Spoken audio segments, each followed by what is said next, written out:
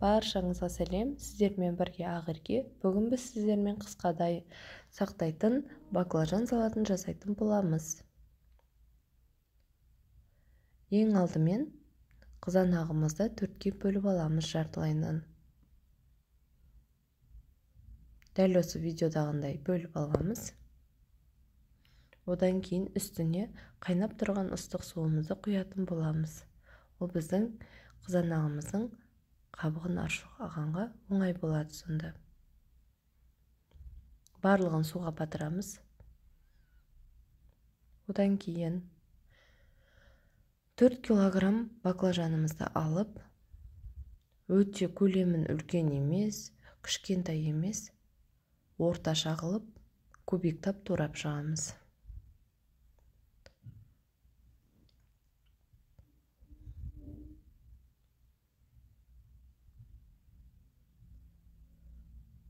Бұл салат өте дәмді болып шығады. Барлықтарыңыз жасауларыңызға кеңес беремін.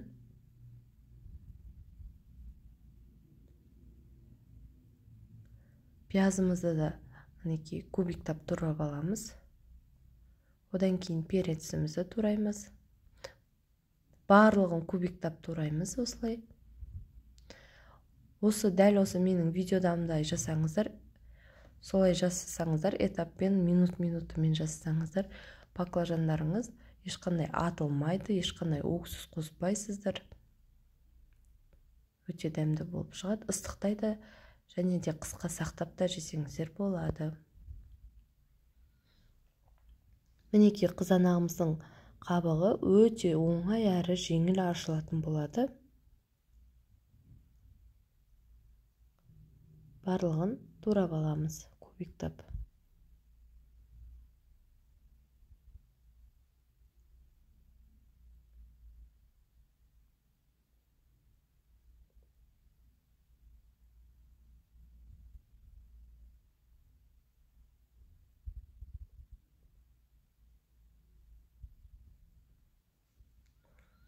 Аршылған барлық баклажанымыздың үстіне тұз қосып, араластырып қойып қоямыз.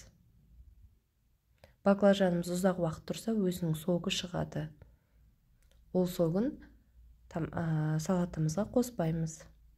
Енді қызып тұрған қазанымызға сұйық майымызды құямыз.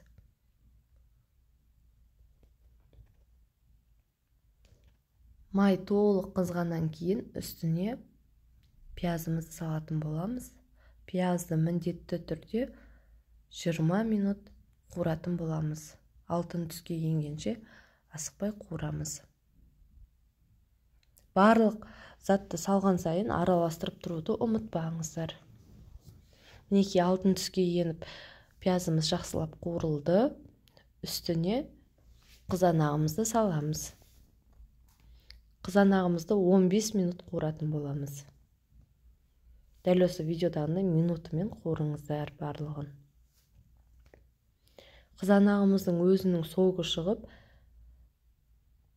пиязымыз толықтай қуырылады. Мінекей көріп тұрғандарыңыздай 15 минутымыз өтті. Үстіне перецімізді салатын боламыз. Менде кішкене қатты ыстықтан камерам буланып кетті. Айып етпейсіздер. Мінекей көріп тұрсыздар. Перецті жақсылап араластырып аламыз. Бұны да бір 15 минутқа қуырамыз. Барлығы араласып, тағы да соғы шығатын болады. 15 минут қуырғаннан кейін үстіне баклажанымызды саламыз. Жаңағы баклажанымызды тұзға араластырып қойғаннан кейін бұның өзінің соғы шығады. Оны бөлек алып тастайтын боламыз. Тамаққа қоспаймыз салатымызға. Баклажандарды сығып алып салдық.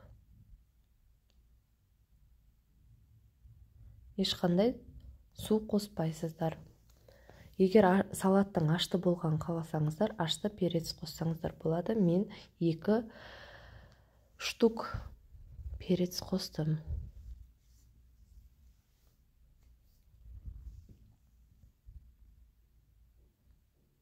Және де дәміне қарай тұз қоссаңыздар болады. Мен бір ас қасық тұз қостым. Барлығын жақсылап араластырып, баклажанымызды 1 сағатқа қойып қоямыз. Астын жай отқа қойып қоямыз 1 сағатқа. Әр 15 минут сайын араластырып тұруды ұмытпаңыздар. Асты жабысып қалмасын.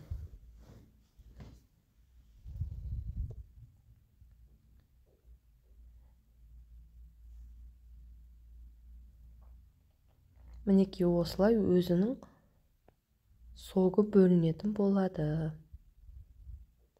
15 минут сайын араластыра бересіздер. Және де қазанымыздың қақпағын сәл ғана ашып қоямыз. Қазір видеода көрсететін боламын, дәл солай қойыңыздар. 1 сағат міндетті түрде тұрсын.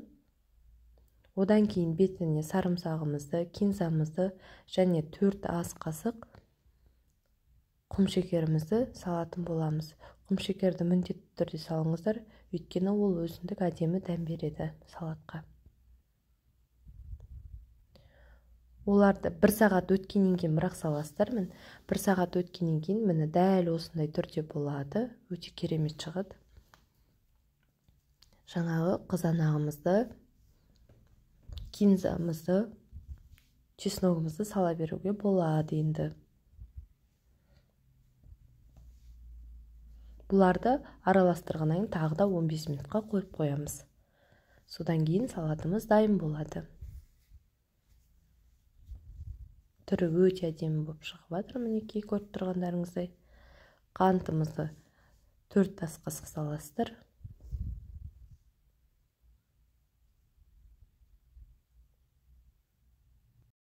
Мінекей салатымыз дайын болды.